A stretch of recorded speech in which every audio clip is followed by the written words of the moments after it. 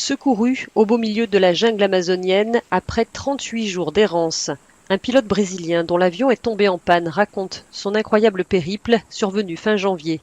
Après une avarie moteur, il parvient à poser son Cessna 210 en catastrophe dans une clairière.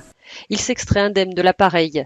Durant 5 jours, il entendra les hélicoptères de secours à sa recherche. Vu du ciel, Antonio Senna reste invisible. J'étais dévasté émotionnellement, dit-il, quand j'ai réalisé que les opérations de recherche étaient terminées. C'est la seule fois où j'ai pensé que je n'allais pas m'en sortir, que j'allais mourir. Il parvient à prendre avec lui le minimum vital, un peu d'eau, du pain, un couteau, une lampe et des briquets. En plus d'un mois, il va parcourir 28 kilomètres au cœur de la jungle dans l'état du Pará, à la merci des jaguars, caïmans et autres anacondas. Je n'avais jamais été dans une zone où la forêt était si vierge, si intacte.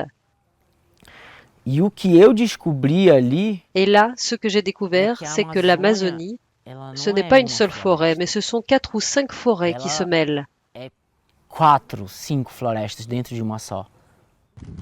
Ce natif de la région amazonienne s'était résolu pour des raisons financières à travailler pour des orpailleurs illégaux qui polluent les fleuves au mercure.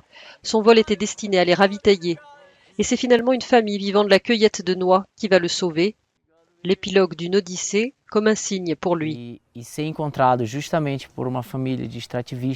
J'ai été trouvé précisément par une famille de cueilleurs de noix. Ce sont des personnes qui vivent en harmonie avec la nature, des gens qui ne font en aucune façon du mal à la forêt. Ils vivent en communauté, c'est magnifique. Ça a été magique pour moi.